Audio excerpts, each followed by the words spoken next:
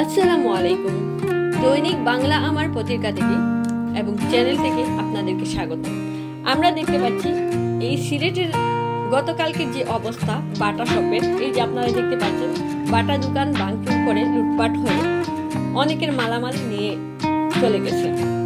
যারা ছিল অংশগ্রহণ করেছে তারা কিন্তু এখনো লুকিয়ে আছে।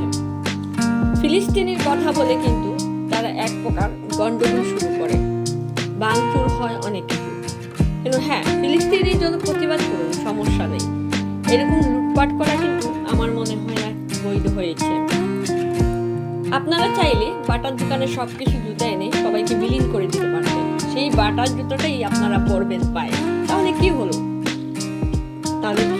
লাভ? লুটপাট করে নিজের ঘরে মালামাল নিয়ে কি কোনো হবে না। এর কোনো সমাধান নেই।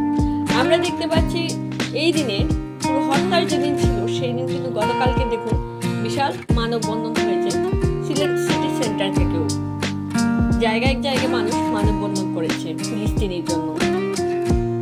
আমরা দেখতে পাচ্ছি ওইখানে দুই একটা দোকান কিন্তু খুলেছে এবং বাকি দোকানগুলো বন্ধ ছিল। বড় বড় শপিং মহল কিন্তু ওইখানে বন্ধ ছিল।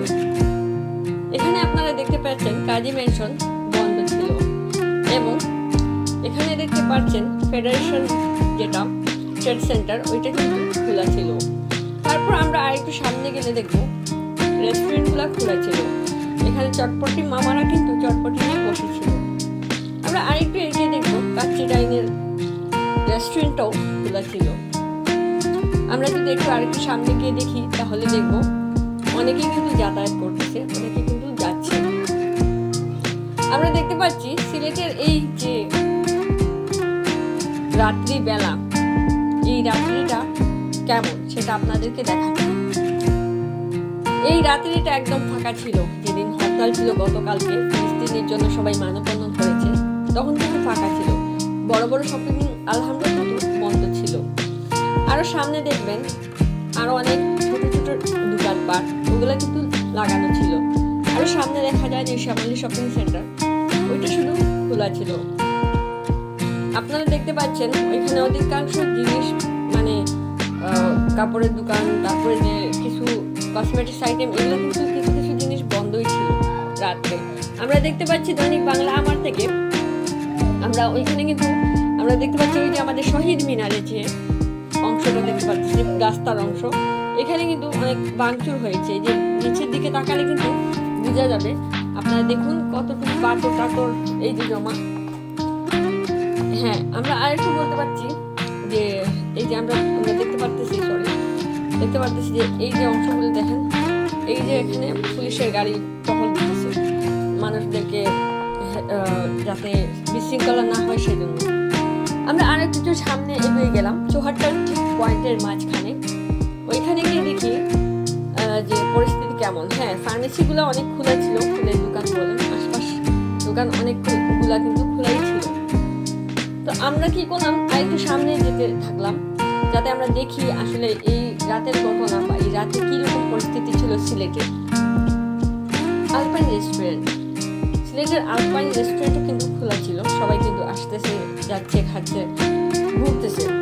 মানববন্ধন যেটা সেটা কিন্তু বিকেলের মধ্যেই শেষ হয়ে যায়। আর রাত্রে যে কি অবস্থা কিরকম সেটা আপনাদেরকে দেখাচ্ছি।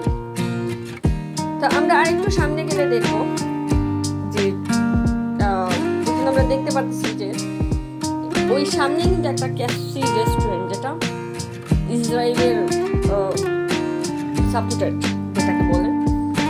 তো ওই ক্যাফসির কি অবস্থা সেটা আজকে আপনাদেরকে দেখাবো। আপনার সাথেই থাকুন আমাদের। আমি আরেকটু সামনে যাইতেছি, দিয়ে দেখাইতেছি। দৈনিক বাংলা আমার কিন্তু আপনারা লাইক, শেয়ার, কমেন্ট দিয়ে বলবেন, আমাদের সাথে থাকবেন, আমাদেরকে শুধু জানাবেন আপনাদের মতামত। আমরা যাচ্ছি এই যে সামনে ছাদের পরেই কিন্তু ক্যাফসিটা। সো এই যে আমরা সামনে চলে আসছি প্রায় ক্যাফসি রেস্টুরেন্টের সামনে। কি হয়েছিল সেদিন ঘটনা, ওই রাত দুপুরে ভাঙচুর হয়েছিল গতকালকে। এটা আমি আপনাদেরকে দেখাচ্ছি। এই যে দেখুন অবস্থা, ক্যাফসির একদম লেখা টেখা নাই। তারপর ওই যে দেখুন চেয়ার ভেঙে কি হয়েছে অবস্থা।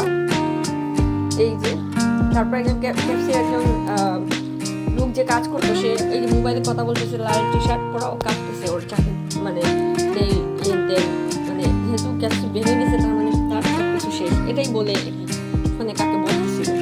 যাই হোক, আমরা প্রতিবাদ করব, হ্যাঁ প্রতিবাদের মতোই আমরা প্রতিবাদ করব, কিন্তু কাউকে নিঃস্ব করে পড়তে ফেলে নয় ভাই। আমরা যাই করি যেন দেশের ক্ষতি না হয় সেটাই আমরা খেয়াল রাখবো। যেটা ইসরায়েলি সাপ্লাই সেটা আমরা বয়কট করব। যাই হোক, কেমন লাগলো আমাদের দৈনিক বাংলা আমাদের এই রিপোর্টটা আপনারা জানাবেন, আশা করি ভালো লাগবে। আরও বেশি বেশি পেতে আপনারা লাইক কমেন্ট দিয়ে সাথে থাকবেন। ধন্যবাদ সবাইকে, ধন্যবাদ দর্শক, আসসালামু আলাইকুম।